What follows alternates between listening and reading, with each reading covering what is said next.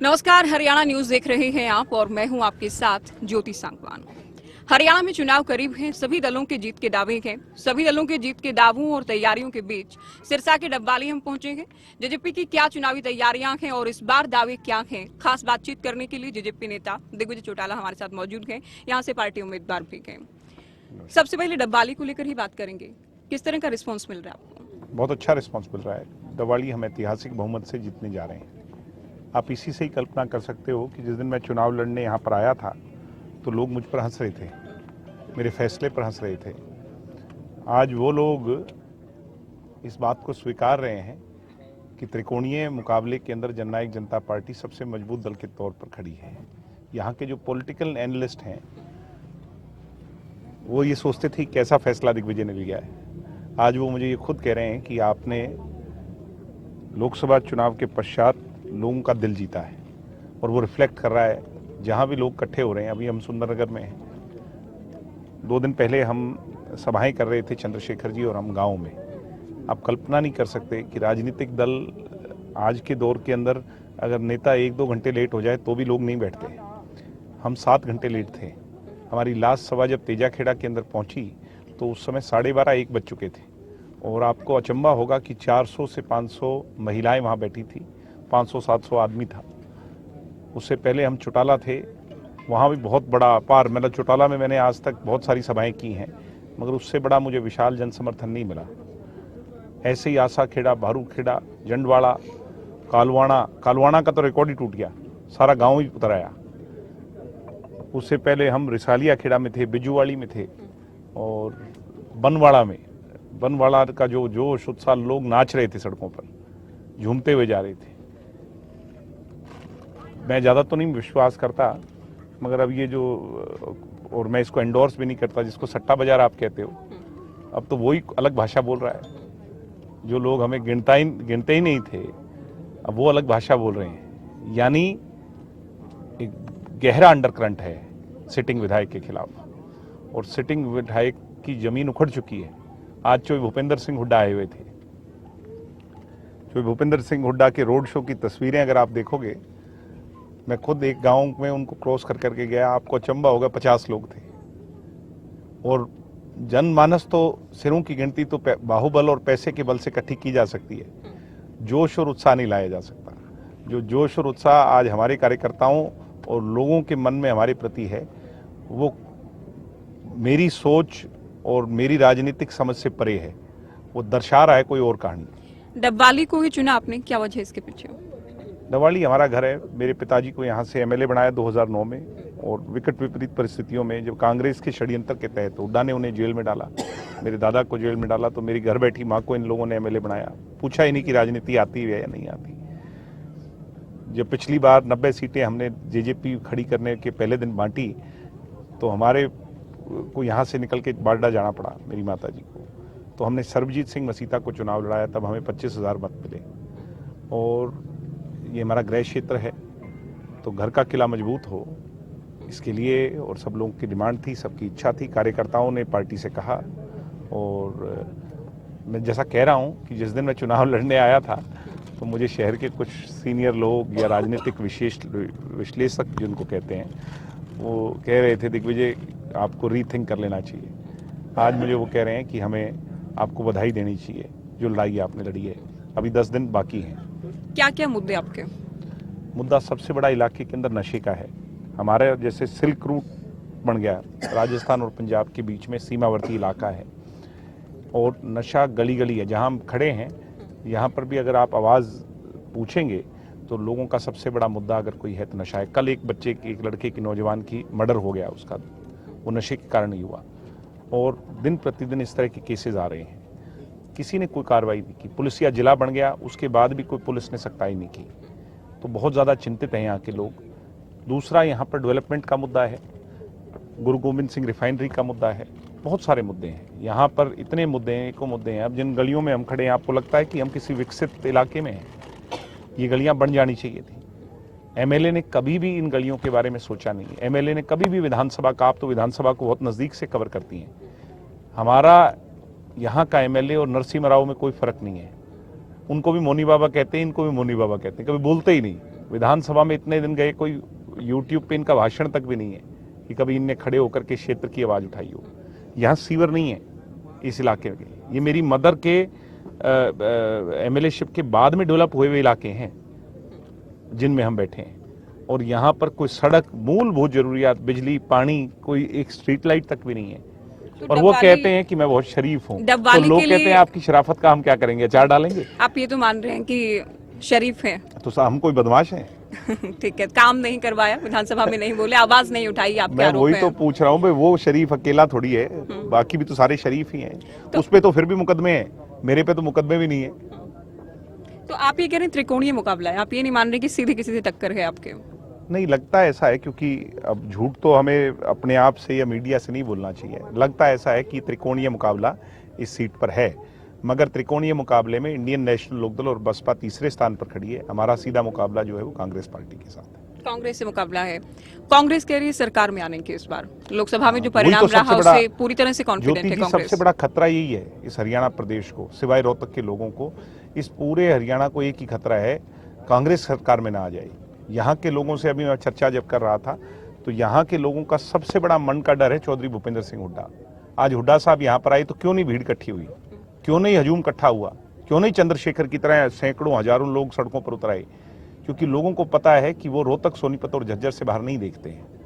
इन लोगों का मन का जो सबसे बड़ा भय है वो भूपेंद्र हुड्डा ही है, कि भगवान अगर किसी से बचाए तो इस कांग्रेस की सरकार में भूपेंद्र सिंह हुड्डा का चीफ मिनिस्टर बनने से बचाए, क्योंकि अगर वो बन गए, वोट हमारे और ताकत उस क्षेत्र को। लेकिन कांग्रेस ने तो लोकसभा में जीत हासिल की, हर एक हल्के वो में कुमारी शैलजा के नाम पे, कांग्रेस को लीड वो मिली। कुमारी शैलजा के नाम पे की। कुमारी शैलजा का क्या हश्र है, वो किसी से छुपा हुआ नहीं है। एक दलित की बेटी, और उससे पहले एक दलित के बेटे अशोक तंवर के साथ क्या किया, आज दलित की बेटी के साथ क्या किया, कांग्रेस की क्या सोच रही है, ये आज दर्शा रही है वो। लेकिन हुड्डा साहब का नाम अभी अनाउंस नहीं किया कि, लेकिन दिग्विजय मान रहे हैं कि कांग्रेस सरकार अगर आती है तो भूपेंद्र हुड्डा ही सीएम होंगे। 81 टिकटें जब भूपेंद्र हुड्डा की गुट को मिली हैं, तो इसका क्या मतलब समझा जाए? आज इतना प्रचार बीत गया, कुमारी शैलजा कहाँ है, सुरजेवाला कहाँ है, कहीं नजर ही नहीं आ रहे हैं। इसका मतलब साफ है कि इंडिकेशन है चौधरी भूपेंद्र हुड्डा। अगर चौधरी भूपेंद्र हुड्डा मुख्यमंत्री बनने की ओर कांग्रेस के अंदर एक वो चेहरे के तौर पर दिखाए जाते हैं, तो सिरसा में और आपके फतेहाबाद में, हिसार बेल्ट के अंदर नारनौल तक सफाया हो जाएगा कांग्रेस पार्टी का, कहीं एक सीट भी नहीं जीतेगी। क्योंकि चौधरी भूपेंद्र सिंह हुड्डा से ही डरते हैं लोग। वो कहते हैं कि वो सीमा बढ़ा लेते हैं और उसके आगे काम नहीं करते, उससे आगे रोजगार। कुमारी शैलजा अगर बनते हैं, हाइपोथेटिकली मान लीजिए कांग्रेस सरकार बन रही है, दलित चेहरे को कांग्रेस अगर आगे लाती है, क्या आपको ऐसा लग रहा है? हाइपोथेटिकल बात भी तो वो उसी की जानी चाहिए जो हजम हो जाए। क्या आपको लग रहा है कि वो कहीं कोई इस रेस में है? कुछ भी संभव है राजनीति में। नहीं, राजनीति में बहुत कुछ संभव है। भजनलाल जी को बनना था, हुड्डा साहब बन गए थे, मगर जो नजर आ रहा है उसके अंदर लोग कांग्रेस को जो है ना इग्नोर करना चाह रहे हैं। यहाँ की जो टिकट है वो भूपेंद्र सिंह हुड्डा की टिकट है। बीजेपी हैट्रिक की बात कर रही है, जो कभी हुआ नहीं इतिहास में, तीसरी बार सरकार बनाने का दम भर रही है बीजेपी। ना नोमन तेल होगा, ना राधा नाचेगी, ये होना ही नहीं है। बीजेपी के मुख्यमंत्री नायब सिंह सैनी अपनी सीट पर नहीं जीत रहे। बीजेपी के कैप्टन अभिमन्यु अपनी सीट पर बुरी तरह हार रहे हैं। बीजेपी के ओम प्रकाश धनखड़ अपनी सीट पर हार रहे हैं। मैं किस किस के नाम गिनवाने लग जाऊंगा तो 90 सीटों में, कैन यू बिलीव इट कि बीजेपी पांचों की पांचों सीट पर 5000 से ज्यादा मत किसी सीट पर नहीं ले पा रही। यहाँ पर दवाड़ी के अंदर बीजेपी 5000 मत पर नहीं है, रानिया में नहीं है, एलनाबाद में नहीं है, सिरसा में कैंडिडेट ही नहीं है, और काणावाली के अंदर बुरा हाल है। तो सिरसा में तो कुछ है नहीं बीजेपी का। नहीं, लेकिन जब तो दोनों राष्ट्रीय पार्टियों की बात करते हैं, किसी को तो एज है ना, कांग्रेस मजबूत है, फिर आप ये मान रहे हैं? त्रिकोणीय होगा, त्रिशंकु विधानसभा होगी, लोग रीजनल पार्टीज को बड़ा बहुमत देने वाले हैं। हम 10 सीटों पे थे और मैं ये मानता हूं कि हम उस गणित को और बहुत ज्यादा आगे बढ़ाएंगे। जनता ने वोट कह रहे डाला हैं है। सीएम बनेंगे। हैं जी, गठबंधन की सरकार होगी, अभय चौटाला कह रहे हैं वो सीएम बनेंगे, उनसे भी बात तो की जनता ने बनाना है, पता नहीं किसको बना दे। आप लोग क्या किंग मेकर की भूमिका में रहेंगे इस बार भी? हमारी चाबी से ही ताला खुलेगा, पहले भी खुला था और इस बार भी खुलेगा। अलग अलग सीटों की बात करें, दूसरे दल भी आपकी पार्टी को लेकर कहते हैं कहीं भी जीतने की स्थिति में आप लोग नहीं हैं। अभय चौटाला की ओर से कहा गया जमानत जब्त पार्टी है, जो कि अभय पहले सिंह भी कई चौटाला बार कहा डवाली गया। आए नहीं ना, बच रहे हैं डवाली आने से। नहीं, डबवाली के अलावा दूसरे हलकों की हम बात करें। मैं तो डवाली बैठा हूं तो यहाँ की बता सकता हूँ। अब आप इलाकों में तो आप घूम के आई हैं, वहाँ आप ज्यादा बता सकती हैं। मैं तो मेरे घर गए हुए मुझे 2.5 महीने हो गए, मैं दिल्ली नहीं गया हूँ एक भी दिन। मैं सिरसा के जो मेरे घर पर भी मैं अब नहीं हूँ पिछले 2-2.5 महीने से, मैं तो यहीं लोगों के पिछले लंबे अरसे से गांव में सो रहा हूँ, मूलभूत उनकी समस्याओं को समझ रहा हूँ, उनकी परेशानियों को जान रहा हूँ, क्योंकि लोग मुझे मौका दे रहे हैं तो मैं उनके बीच में रह करके एक विजन लेकर के आगे बढ़ना चाहता हूँ। आपने कहा त्रिशंकु सरकार बनेगी, आपके कहे मुताबिक अगर ऐसा हो भी जाता है, आप लोग कुछ सीटों के साथ अगर भूमिका में रहते हैं, आपको किसके साथ जाना है किसके साथ नहीं जाना है, तो लोगों के जहन में ये भी है कि इस बार भी अगर आप लोगों को अवसर मिला तो बीजेपी के साथ ही जा सकते हैं। ऐसा है, एक बारी जब आदमी गलती करता है तो उसको लोग दूसरा अवसर देते हैं, उसकी भूल को भूल जाते हैं। अगर वो दूसरी बार गलती करता है तो फिर उसको भूलते नहीं, फिर उससे लोग असली मायने में नाराज हो जाते हैं। हमारी से एक भूल हुई, हम भारतीय जनता पार्टी के साथ गए अपने मुद्दों के आधार पर। मुद्दे तो हमने कामयाब कर लिए, मगर वो ओवर शेडो हो गए बड़े मुद्दों से, जिसमें किसानी आंदोलन हुआ, हमारी पहलवान बहनों का आंदोलन हुआ और मुद्दे हुए। मैं एक बात मानता हूं कि हम दोबारा भूल करेंगे तो हम अपने लिए खाई खोदने का काम करेंगे। पिछली बार भूल हुई थी आप लोगों से, इसमें तो कोई दो राय ही नहीं है। मैं तो आपको पता नहीं ज्योति जी कि मैं तो आपसे भी कितनी बार इंटरव्यू पे कहता था कि हमें इनके साथ नहीं जाना चाहिए, हम तो सरकार में गलती कर रहे हैं इनके साथ रह के। मगर कई बार पार्टी के नीतिगत फैसले होते हैं, किस लेवल पे लिए जाते हैं, और सिर्फ एक आदमी फैसला नहीं लेता, पार्टी के अंदर मिल बैठ करके लोग फैसला लेते हैं। मैं उस समय भी कहता था बीजेपी हमारी भूल है, बीजेपी हमारा मिसयूज करेगी, यूज एंड थ्रो की पॉलिसी करेगी। उसने किया, जो मैंने कहा वो बात सारी सच हुई। लोकसभा में लोगों का गुस्सा था आप लोगों के खिलाफ, लोकसभा चुनाव में क्या वो शांत हो पाया? लोकसभा के अंदर जो लोग बीजेपी के साथ हमारे को देख करके नाराज थे, वो लोगों ने हमें गुस्सा जाहिर किया। और आज मैं ये मानता हूँ कि यहाँ पर पूरे क्षेत्र के अंदर कहीं किसी तरह की कोई नाराजगी नहीं है। आप कहीं भी चले जाइए, किसी से भी बात कर लीजिए, सबका कहना एक ही है कि हम पूर्णतः जननायक जनता पार्टी और आज़ाद समाज पार्टी के गठबंधन को पसंद कर रहे हैं।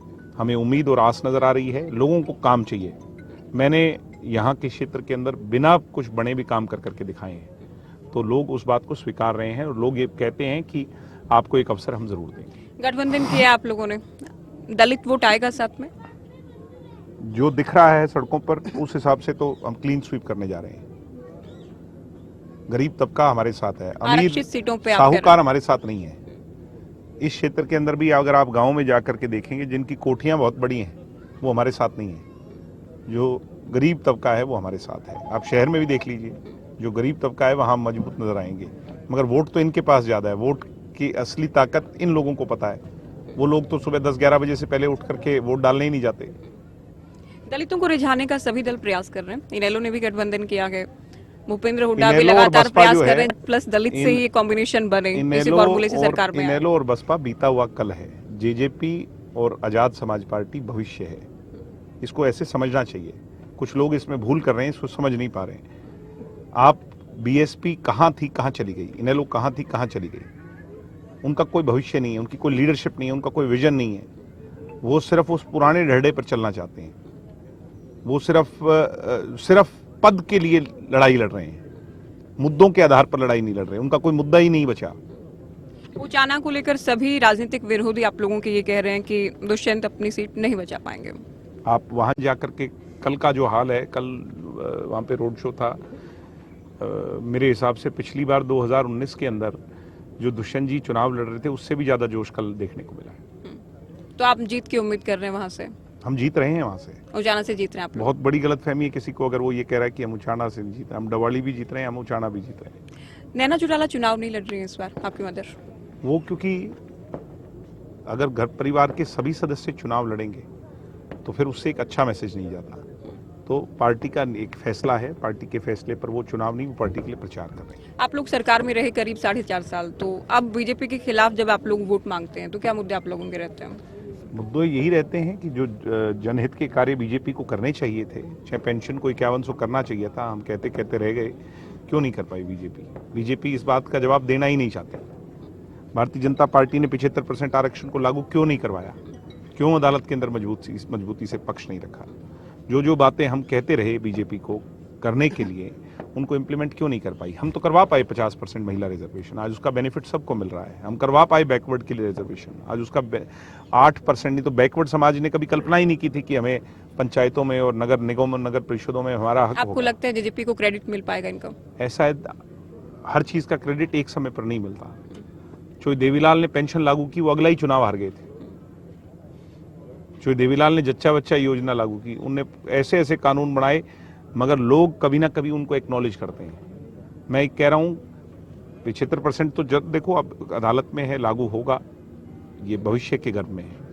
मगर जो महिला को हमने रिजर्वेशन दिया, जब तक ये सृष्टि रहेगी, मैं बड़े विश्वास से कह सकता हूं जेजेपी को इसके लिए याद किया जाएगा। JJP is the first one जिसने महिला को रिजर्वेशन दिया है। समाज का आधा तबका इसको एक्नॉलेज करेगा। आंकड़ा, कोई अनुमान आपका? पिछली बार 10 सीटें आपकी पार्टी ने हासिल किया, बार बार कहते रहे हमें ज्योति जी, बहुमत पिछली नहीं बार मिला, तब हम काम 2019 नहीं के कर अंदर पाए। हम इस समय पर बैठे थे, चुनाव में 10 दिन शेष थे, तब आप और मैं इस बात की कल्पना ही नहीं कर पा रहे थे कि हम 1 या 2 का आंकड़ा पार करेंगे।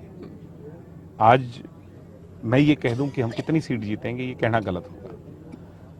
ये जनता के हाथ की ताकत है और उस पर किसी को अहंकार नहीं होना चाहिए। जनता ने किसको कितना देना है, ये जनता तय कर देगी आने वाले समय। पिछली बार से अधिक की उम्मीद कर रहा हूँ। मैं तो 90 की 90 की उम्मीद कर रहा हूँ, मगर बात वो नहीं है। जनता का फैसला है, जनता पर छोड़ दीजिए। हमें अपना काम करना है, हमें मेहनत करनी है। मेरे से किसी ने कहा था कि आपके 3 चैलेंजेस क्या हैं इस चुनाव को लेकर के। मैंने कहा मेहनत, मेहनत और मेहनत। हमारे जितनी मेहनत किसी ने नहीं की। चुनाव को बदल करके रख दिया, चुनाव के अंदर आबो हवा बदल करके रख दी। लोग कहते थे लहर चलेगी महम से, अब लोग कह रहे हैं लहर चलेगी डवाली से। लोग कहते थे हॉट सीट होगी भिवानी की या कहीं जींद की, अब लोग और नेशनल मीडिया इस बात को, बीबीसी इस बात को मान रहा है कि हॉट सीट अगर हरियाणा में है तो वो डवाली की सीट है। जींद उपचुनाव आपने लड़ा, अच्छा चुनाव लड़ा। सोनीपत लोकसभा लड़ा, हालांकि वहां उतना अच्छा प्रदर्शन नहीं था। तीसरा चुनाव आपका, तो आप मान रहे हैं कि इस बार विधानसभा जाने का मौका मिलेगा आपको? नहीं, मौका दे रहे हैं लोग, मन बना लिया लोगों ने। हम विधानसभा जाएंगे और मैं विधानसभा सिर्फ एमएलए बनने के लिए नहीं जाऊंगा। मेरे प्रतिद्वंदियों का एक ही लक्ष्य है कि उनको जीवन के अंदर एमएलए बनने का मौका मिल जाए। मेरा लक्ष्य सिर्फ एमएलए बनना नहीं है। एमएलए बन करके आप बहुत कुछ कर सकते हैं, मगर हमारा लक्ष्य, इस क्षेत्र का लक्ष्य है संपूर्ण चौधर इस इलाके की लेकर के इस इलाके को चंडीगढ़ के अंदर ताकतवर बनाना। मैं बार बार कहता हूं यहाँ के लोगों से कि ये दोनों मेरे प्रतिद्वंदी तुम्हारी एसपी और डीसी तक की लड़ाई लड़ सकते हैं। दिग्विजय चौटाला का संघर्ष, चाहे राजनीतिक तौर पर छात्र में उसमें संघर्ष रहा हो, आंदोलनों में संघर्ष रहा हो और रहा हो, पार्टी खड़ी करी हमने। मैं इनको कहता हूं कि मैं किसी पद पे नहीं हुई तो पदों पे हैं।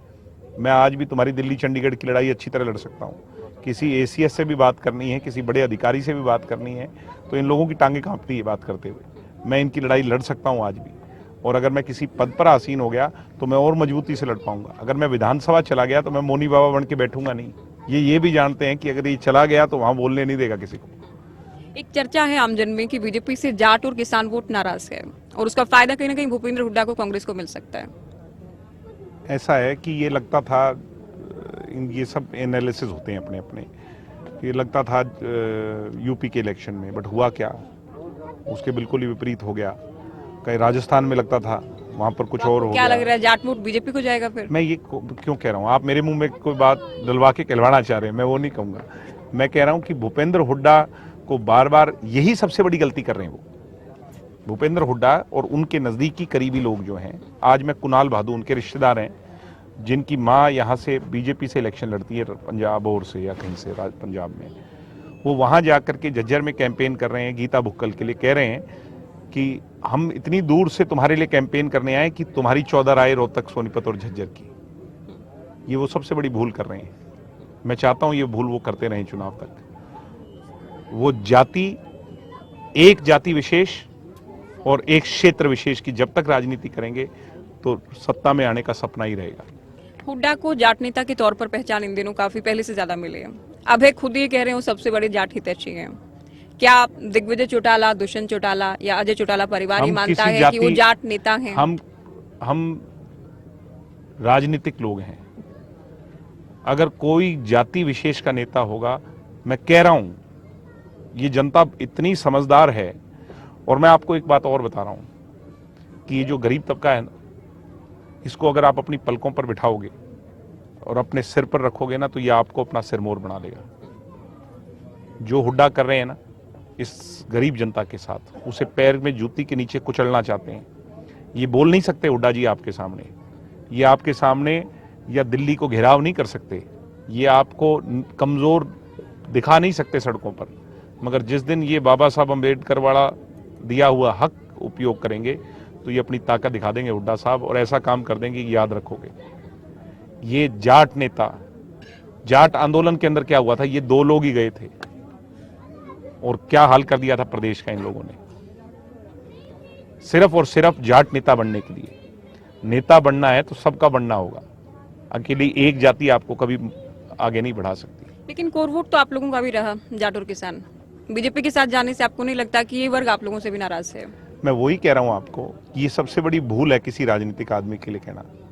आदमी को अगर राजनीति करनी है तो वो एक वर्ग विशेष की राजनीति नहीं कर सकता, सामाजिक तौर पर लीडरशिप कर सकता है, समाज के अंदर रह करके उस समाज की लीडरशिप कर सकता है, मगर अगर राजनीति के अंदर कदम रखना है तो वो किसी जाति का नेता नहीं हो सकता। ये बड़ी भूल है, ये लंबे अरसे तक वो राजनीति नहीं कर पाएगा। एक मौका दाव तो लग जाएगा। वो कहते हैं हमारी बागड़ी में बिल्ली के भाग का छीका तो टूट सकता है मगर लंबा नहीं चल सकता। इसलिए लंबी राजनीति करनी है तो जो सबसे कमजोर है उसको अपनी पलकों पर बिठाना होगा। जो आपका है वो तो आपका है ही, अगर वो आपसे भी सेटिस्फाई नहीं है तो फिर वो सेटिस्फाई होगा भी नहीं किसी से। तो इसलिए सबको साथ लेके चलना। एक माला में मोती डलते हैं, एक मोती से माला नहीं बनती। 36 जात कहते हैं हरियाणा में, वैसे तो अब तो 37-38 हो गई। 36 जात को माला में मोती की तरह पहना के अपने गले का हार बनाओ, तब काम चलेगा। चोई देवीलाल ने यही किया, इसलिए उनका नाम अमर है। जो नारे लगते हैं ना, अमर रहे, वो यूं नहीं लगते किसी के। अंतिम सवाल, काफी देर रात हो चुकी है, अभी पूरा हल्का आप कवर कर चुके हैं? कितनी बार लोगों के बीच में जा चुके मैं तो हल्का 2 महीने पहले ही कवर कर चुका हूँ। हम एडवांस में चल रहे हैं, हम सारी चीज कवर कर चुके हैं। अब शहर मेरा बचा था, शहर में कवर कर रहा हूँ, कॉलोनियों में जा रहा हूँ, लोगों से मिल रहा हूँ, चर्चाएं कर रहा हूँ, लोगों का बड़ा अच्छा रिस्पॉन्स है। मैं ये मानता हूँ कि 8 तारीख को ज्योति जी आपसे जब लाइव बातचीत होगी, सुबह 11 बजे आप मुझे बधाई दे रहे होंगे और हम ऐतिहासिक लीड से ये सीट जीत करके जाएंगे। लोग हमें अवसर देंगे। दुष्यंत चौटाला की झोली में अगर पहली सीट डलेगी तो वो डबाड़ी की डलेगी, उचाना से बहुत शुक्रिया बातचीत के लिए। दिग्विजय को आपने सुना, डबवाली से जीत का दावा है और हरियाणा में त्रिशंकु सरकार बनने वाली है, ये भी इनकी ओर से दावा किया गया।